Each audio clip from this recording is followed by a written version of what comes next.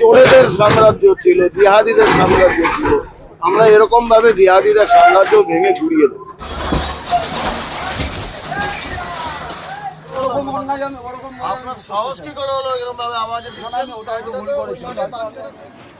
উত্তরপাড়ার বিধায়ক নিজে দাঁড়িয়ে বুলডোজার দিয়ে ভেঙে গুড়িয়ে দিল কাউন্সিলর কার্যালয়।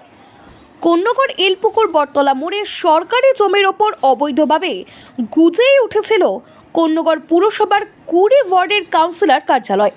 সেই কার্যালয়ের পাশেই ইমারতের দ্রব্য ফেলে দেদার ব্যবসা চালিয়ে যাচ্ছিল বাবলু পাল। আজ উত্তরপাড়ার বিধায়ক দীপাঞ্জন চক্রবর্তী কন্যগড় পৌরসভার চেয়ারম্যান ইঞ্জিনিয়ার নিয়ে হাজির হয় সেখানে।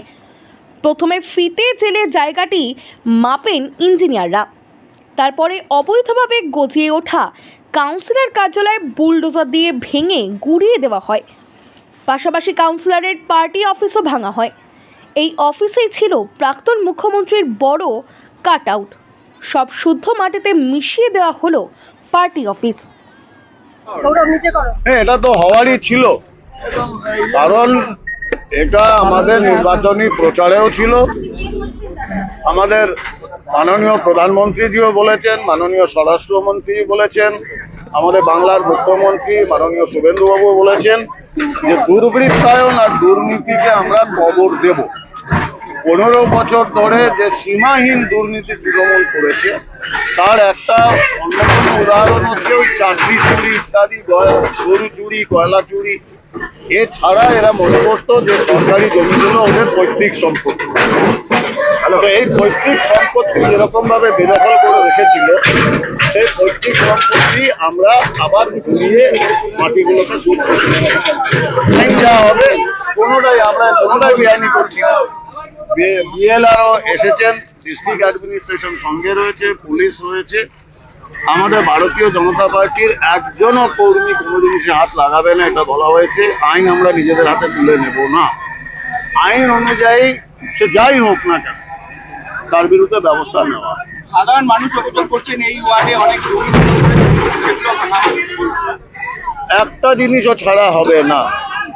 এখন আমি বুঝি সাধারণ মানুষের প্রত্যাশা, শুধু 15 বছর আপনারা সহ্য করেছেন, আমাদের অন্তত 15 মাস তো দিন। এখনো তো আমরা নির্বাচনের ফলাফল বেরিয়েছে 4 তারিখ, 5 তারিখ থেকে আজকে ধরলে 20 দিন। তো 20 দিনে তো আমরা শুরু করে দিয়েছি ভাঙা একের পর এক।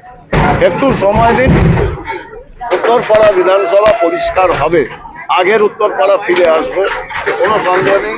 আমি দায়বদ্ধ, আমি অঙ্গীকারবদ্ধ, এটা করে রাখি।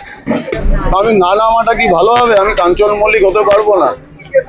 আমাকে মানুষ ভোট দিয়ে নিয়ে এসেছে কেন? আমার জন্য। আমি নতুন করছি না, বিরাট কোনো কাজ করছি না, এটার জন্যই মানুষ আমাদের এনেছে।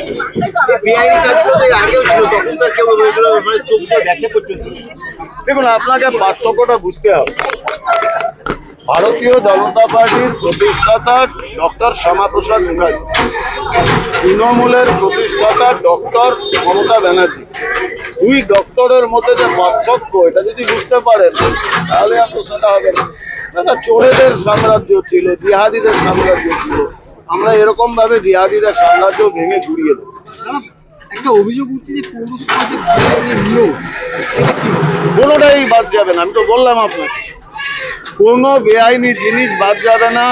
কোনো লোক, সে যত বড় ক্ষমতাশীল হোক না, তাকে আমরা ট্রেনে নামাবো। আইন আদালতের পথে বেআইনি কিছু হবে না, কিন্তু আইন প্রয়োগ করলে কি হয় এটা এই পৌরসভার চেয়ারম্যান হোক অথবা তৃণমূলের এই দুর্বৃত্ত কাউন্সিলর তারা